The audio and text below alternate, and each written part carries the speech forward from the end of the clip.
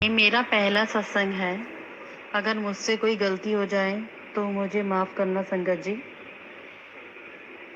गुरु जी के मंत्र जाप जी। ओम नमः शिवाय शिव जी सदा सहाय। ओम नमः शिवाय गुरु जी सदा सहाय। ओम नमः शिवाय शिव जी सदा सहाय। ओम नमः शिवाय गुरु जी सदा सहाय।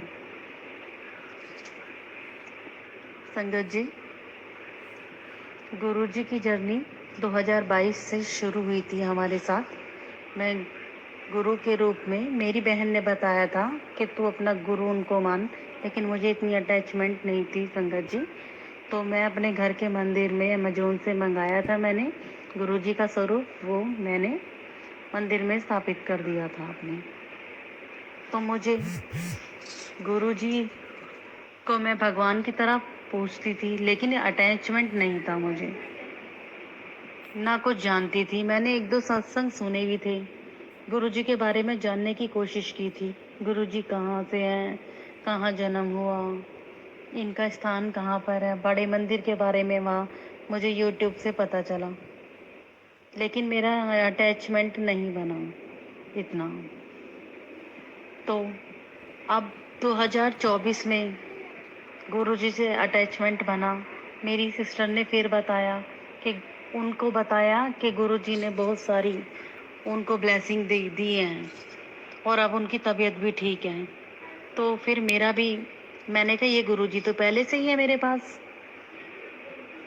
लेकिन गुरुजी की बस वही बात है ना कि जब मर्जी होती है जब ही अटैचमेंट होगा। उनकी मर्जी के बिना तो पत्ता भी नहीं हिल सकता। बस वही संगत जी मेरे साथ हुआ। मैं बड़े मंदिर गई रक्षाबंधन से पहले, और वहाँ एक गाड़ी आई और जिसमें गुरुजी की इतनी फ्रेगरेंस थी कि इतना मन शांत हुआ कि मतलब ऐसा मन शांति नहीं हुआ कहीं जैसे भगवान को पा लिया हो, ऐसा लगा। वो संगत हमें बड़े मंदिर तक लेके आई और उसके बाद हमने जल प्रसाद लिया, चाय प्रसाद लिया, गुरुजी के सामने मत्था टेका, लंगर प्रसाद किया वहाँ। मतलब बहुत शांति, बहुत अच्छा लगा जाकर। अब संगत जी, मैं रक्षाबंधन की मिठाई लेने के लिए अपने हस्बैंड अंकल के साथ मार्केट में गई। वहाँ मेरे हस्बैंड अंकल ने मुझे पैसे दे दिए थे मिठाई के और मैं लेने चली गई थी। वहाँ बहुत भीड़ थी कि पैर रखने की भी जगह नहीं थी।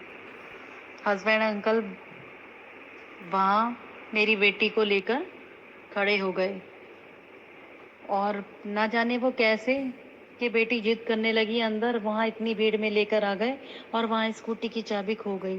वहाँ तो पैर रखने की भी जगह नहीं थी।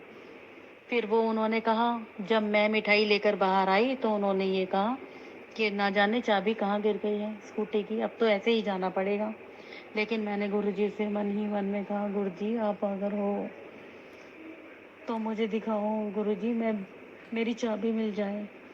मेरे हस्बैंड अंकल तो आधा घंटा से ऊपर देख कर आ गए और खाली हाथ आ गए, बहुत बुरी स्थिति में। और फिर मैंने गुरुजी का नाम लेकर अंदर गई वहाँ, और मुझे तुरंत चाबी मिल गई। एक जो वो हैं, एक बुजुर्ग से अंकल स्कूटी पे थे, बहुत बुजुर्ग थे।